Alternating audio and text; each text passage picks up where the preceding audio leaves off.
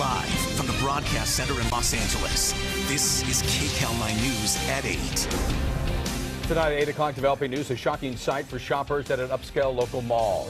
A woman in a car dead from multiple stab wounds. They realize they are in a heap load of trouble. They gave me the best information that I had. And what President Trump is now saying about paying a porn star to keep her quiet. And was it legal? Is it a joke or just cutting-edge fashion? A local company claims its extreme cutoff jeans are already selling out. And thank you so much for joining us tonight. I'm Jeff Vaughn. Hi, everyone. I'm Susie Sudd. Developing news tonight, a woman found stabbed to death outside a mall in the upscale Rolling Hills Estates. KCAL9's Crystal Cruz is live at the scene right now with an update on that investigation. Crystal. Hi, you guys. This definitely isn't the place where you'd expect something like this to happen. The coroner's van just got here. Now, this all happened on the first floor of the parking garage. Now, here's video from moments ago of detectives taking photos of the crime scene near a white Mercedes SUV. A detective says a woman in her 50s was stabbed multiple times and killed. Witnesses called 911 to report a woman was found bleeding. When help got to the mall, it was too late. She was dead. Detectives are checking security video. So far, no information about a suspect or motive has been given out, but an officer told me no need for the public to worry, but people who work in the promenade on the peninsula are still concerned. Well, we heard that a woman was stabbed in the structure, and you know, it's pretty unusual for this area. Things like that just don't happen up here. So it's kind of disturbing that it did happen. I guess we're not immune to it. We're a pretty peaceful community, pretty idyllic, and things like this just don't really happen up here. Now, the mall is still open, but some shoppers are stuck here. They've been here since noon. If their car was on the first floor next to where the crime scene is, they won't get their car back until possibly tomorrow morning. We'll have more information on this story coming up tonight at 10 right here on Channel 9. I'll send it back to you guys in the studio. Say it again. Please don't ever. Get your Stop. Touch me. Please. A vicious argument over a parking spot turns into a racist, profanity-laced tirade in Santa Monica. The violent confrontation between a white man and a black woman happened on the campus of Santa Monica College. Both people even started slapping and kicking each other. Tonight, KCAL9's Amy Johnson has reaction from people who were shocked by that video. It all happened here in this parking lot Tuesday evening. It was packed for an opera performance. Now, we're told by police that the woman pulled into a spot. She wasn't in there straight, so as she was trying to straighten up her parking job, well, it apparently took too long, and that man got, well, impatient. And then he lashed out at her verbally. Get the out of here and let people move. It was a hateful rant caught on camera, filled with the N-word and other profanity. Please don't ever. Get your Stop. Touch me. Listen. The fight then turned physical between 80-year-old Frederick Shinnerock and this unnamed young black woman. It all began over a parking spot Tuesday evening at the Broad Stage, the Santa Monica College Performing Arts Center. It was very disturbing to see, you know, that these racist tension is still going on in like LA, Santa Monica. We showed Jermaine Courgeois, a student at Santa Monica College, the video of the racial rant. This is a school campus, you know, everything is diverse. It should be diverse, and everything should be fair for everyone. Plenty of people who saw the video found it disturbing. It's sad, and I think people are really ignorant, and it's inappropriate, and obviously I didn't see the beginning of what happened where, but there's no need for name calling, but people automatically go for the throat to get a reaction. To resort to the, name calling like that is just completely uncalled for and definitely puts them in the wrong. The Santa Monica College president released a statement that reads in part, Santa Monica College is an institution that prides itself on inclusivity and diversity, and we will continue to do our utmost to uphold our commitment to provide a safe and inclusive learning environment. We will take immediate and evident action to reinforce to our students, college community, and guests that there is no room for hate at Santa Monica College. This whole country just needs more heart and soul, and we've lost it, and we need to find it. Shinnerock was cited with a misdemeanor. The incident is being considered a hate crime. The Santa Monica College chief of police tells us that after talking to witnesses, they were under the impression that the man threw the first punch. But after watching the video, they say it appears that the woman threw the first punch. They have compiled a report and they are shipping it off to the city attorney to make a final decision. In Santa Monica, Amy Johnson, KCAL9 News. Police have captured the registered sex offender who went on the run in an RV with 2 children inside.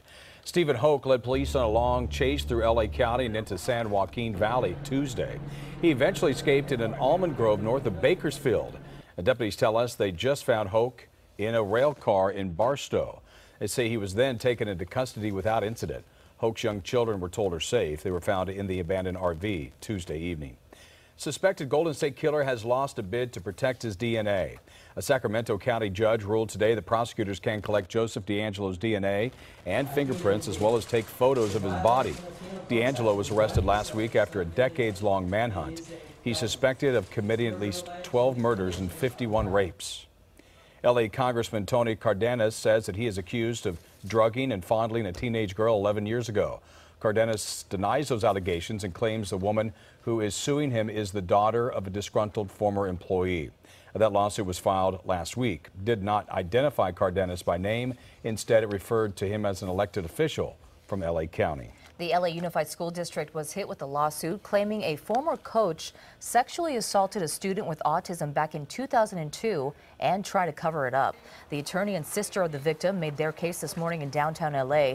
Luis Carrillo argues the coach not only was not fired for attacking his client at Vine Elementary 16 years ago, but was then promoted and then molested at least 9 others at Cahuenga Elementary in 2013. The attorney then claims LAUSD knew about the 2002 incident and had staffers lie on the stand during the coach's 2017 trial, where he was convicted and sentenced to 105 years in prison. To add insult to injury, to add more salt to the wounds, they hide documents, they withhold evidence, the big shots in this building, and then they tell their employees, lie in court. It's really difficult because of everything that happened. It still comes back to her. It's like if it's just from yesterday. She remembers of that day and she starts crying. Well, here's how the district reacted to today's lawsuit. While we cannot comment on pending litigation, the Los Angeles Unified School District remains committed to the growth and improvement of strategies to ensure the safety and well-being of all students. We want to reassure our families that we remain vigilant in protecting our students from those who would do harm to them. Preying on people in mourning. Police say a man is targeting families while they are at funerals. They know who they're looking for and have pictures to prove it. KCAL9's Cara Finstrom shares them tonight. I've been doing it 23 years. This is the first time I've seen multiple victims hit while they're at funerals. My victim was at a service for his father. The West LA victim was at a service for his mother. These are pictures of the man police believe is 44-year-old Brett Patrick Rogers. He's 6'4", weighs about 200 pounds. Police think he's been spending time in Orange County, but add he could be in other Southland areas. Police say home security video captured some of the burglaries using the same MO. First, knocking on the front door, then when nobody answers, breaking in through the back and carrying out the stolen loot. They think he's taken electronics, jewelry, cash. Right now, they're investigating burglaries that took place in March in West LA and Van Nuys, as well as February burglaries in Glendale and Lakewood. Detective Mike Diamond says Rogers does not have a history of violence or even burglaries, and they're not sure how he's finding his victims. We've checked out so far, and it's ongoing, what we can as far as funeral homes, caterers, florists, hospice cares, any of this. But so far we haven't found any link between him and any of these locations. Police say the same car could be seen in the 2 home security videos, a white Mercedes with chrome wheels, a sunroof, no front plate. Police initially put out some of this video a few weeks ago, which aired on TV stations. They got calls after that, which they say helped them identify their suspect. They think he knows he's wanted. He's been on the move, and they say that's why they're having a hard time catching him. Reporting here from Van Nuys, Cara Finstrom, KCAL9 News. A $15,000 reward is being offered tonight in a string of armed robberies at Trader Joe's markets. The LAPD released a sketch of the man they're looking for. Detectives say there have been at least 8 robberies, 4 in LA, 2 in Long Beach, 1 in Culver City, and 1 in Irvine. The suspect is believed to be between 25 and 35 years old. Well, tonight, Twitter is asking all of its 330 million users to change their password as soon as possible. Twitter says a technical glitch left every password exposed in the company's internal systems. Twitter discovered that glitch itself and says the company did not find any breach or misuse by anyone. The bug left passwords in an internal log unmasked, meaning the password itself was displayed in plain text rather than the usual encrypted set of random letters and numbers. So the company says they're taking those steps to ensure that this doesn't happen again.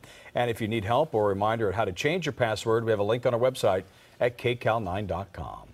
NASA will make history this weekend when it launches its first mission to Mars from the West Coast. KCAL9's Randy Page has more from Vandenberg Air Force Base to see the last-minute preparations. History is about to be made here at Vandenberg Air Force Base, a mission to Mars, led by scientists at NASA's Jet Propulsion Laboratory in Pasadena. The spacecraft, known as InSight, will be placed on top of an Atlas rocket and launched into space from a pad at Vandenberg, the first launch to another planet from the West Coast. Once it arrives, InSight will navigate the treacherous atmosphere of Mars and land on the planet's surface.